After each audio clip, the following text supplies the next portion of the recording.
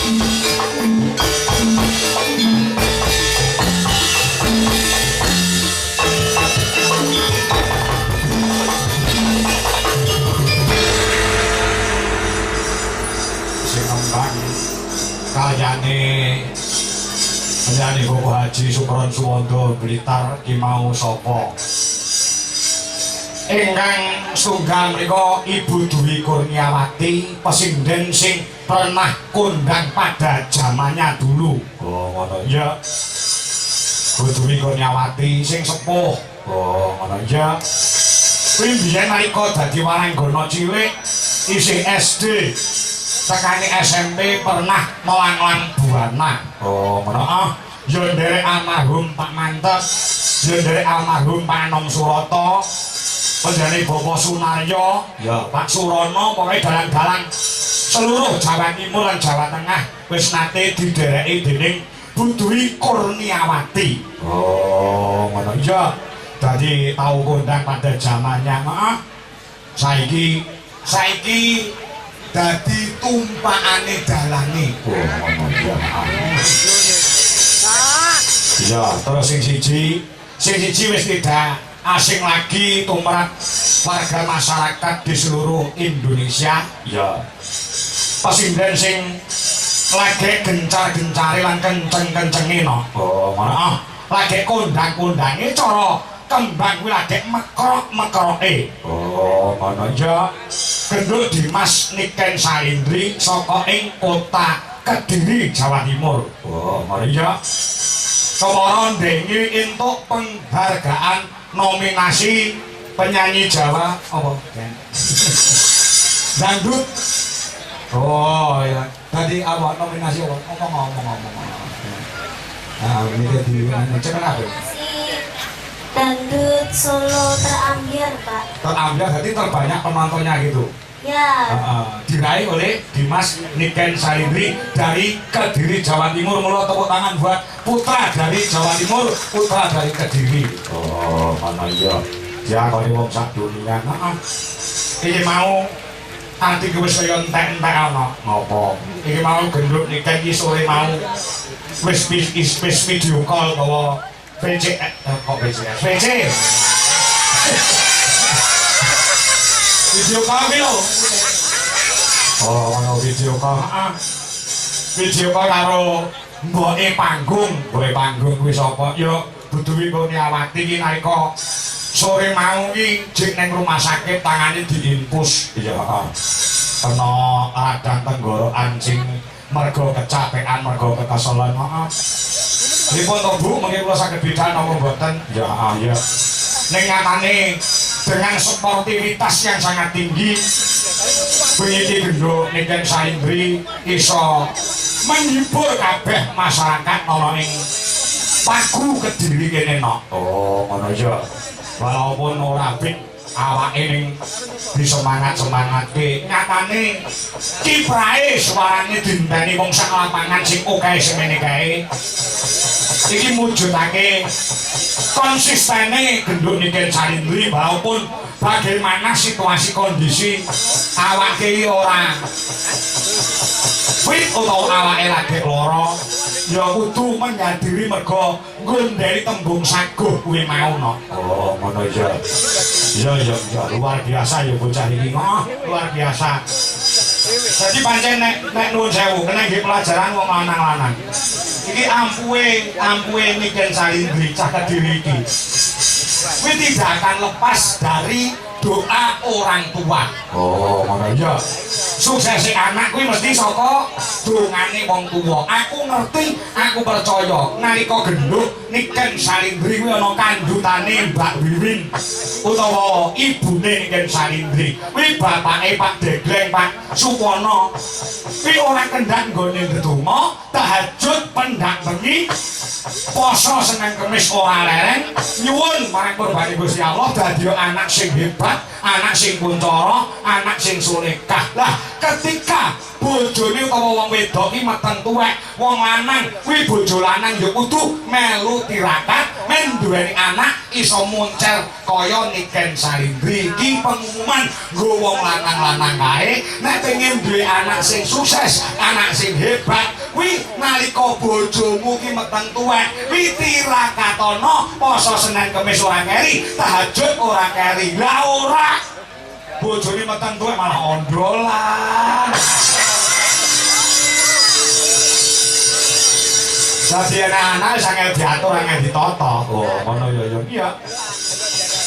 Mulai iki yang sangat luar biasa bengi iki nok. Ya sesuai karo kersaning para-para ing lenggah ana ing Dinas Kebudayaan dan Pariwisata Provinsi Jawa Timur ya ya. Heeh. Tenang kok nok, acung jempol kanggo Dinas Kebudayaan dan Pariwisata Provinsi Jawa Timur ya yang mengadakan pentas periodik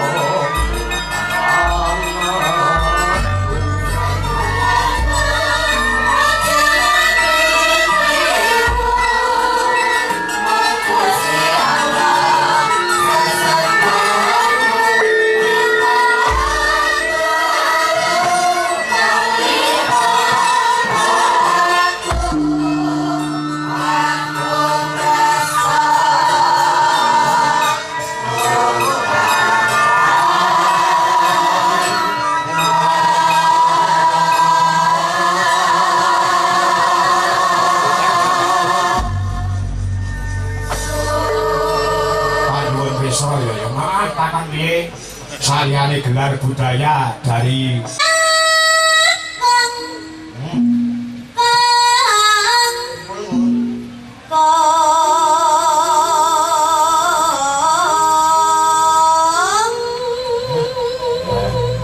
luar biasa. B Anakmu apa mau duwe anak ngene iki ngono piye? Pah, kula nek di anak niken niku beja-bejane wong tuwa sing iso nyuwadakne wong tuwa ngene iki. Kok iso? Ayem. Delok anake sukses, karirnya sukses, ya cuma kuwi. Apa? Percintaannya bukan sukses. Masih dalam pendidikan. Pendidikan itu orang perlu mikir percintaan ya kan? Sebagai karir yang tinggi, menyatakan karirnya sudah menjadi orang nomor 1 di Indonesia. Mungkin kalau takut nih Pak Yon, saya udah nih kan umpama sampean anu, boleh jodoh, boleh ki umpama lho ya. Umpama seniman, boleh bujuk sama dagelan, yoga, utawa MC mangken, utawa dalang. Dalang. Bukan bukti dalang. Pilihannya itu Yoga sih jelas. Ayo, arep ngopo? rapopo. Lah kowe ngopo? Arep bagus sih dagelan. Lho boten nek langit bilangnya calon pilihake ya dia. Nah, foto pilih-pilih Ora.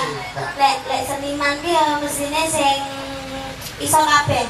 Amin. Ya iso dalang, iso ngendang, iso nyaron, iso gendeng. Oh, aku. Wah, jalan ora betul semua orang.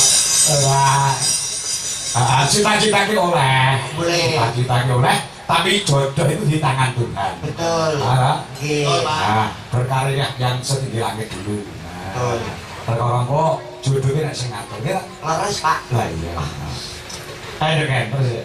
Loro wae suarane kaya ngono entarek panas. Iya. Mangga, mangga, mangga, mangga,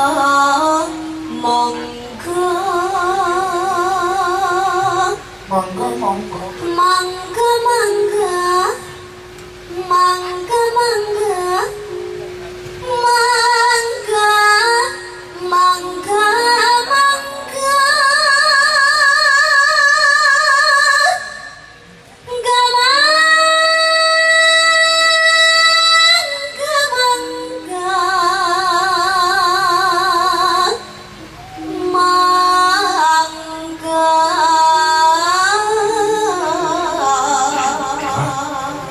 BTB.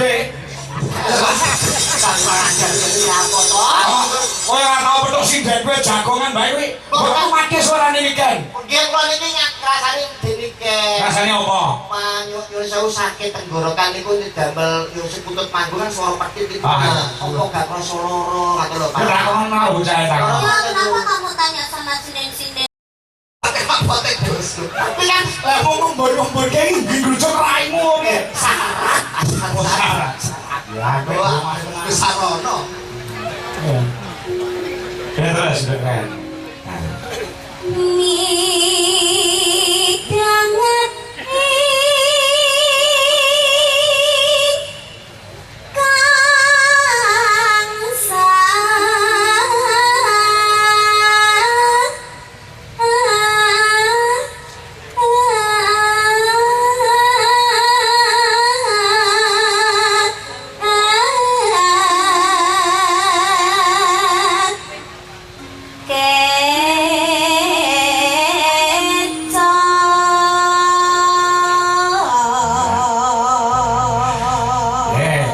Iki mau saking tresnane para penggemar Niken Salindri. Wingi Mbak Tari saka Hongkong nyewa karo nyewa Taiwan. Iki transfer aku 400.000. Terus Mbak April saka Malang kuwi transfer aku 500.000 sebanyak 900.000 untuk diberikan kepada Niken kawan Adi. Wis tak wene Adi aku nek ngedum piye ora entuk tukaran. Ya, itu sehagil. Ya, wis tak kene aku sebagai jembatani. Jembatani, Pak, menyalurkan Menyalurkan. Terima kasih untuk Mbak April memberikan jari untuk teman-teman Bujolaras Indonesia. Jari anyar kabeh. Sinten? Mbak April. Nggih. Dagelan ora, Pak? Ora, aku mlebu grup kok. Kowe tak grup kok piye? Lho, purun to. Lha kok larian tadi, Bang? Terima kasih Mbak April iki jari padha kabeh sing dienggo. Rezeki, Pak. Rezeki. Pasar Muji, matur sembah nuwun. Apane? Lho, tak ilingno mbok menawa lali. Apa? Lho, mbok menawa ora maringi tak ilingno matur sembah nuwun, Pak. Iki tak iling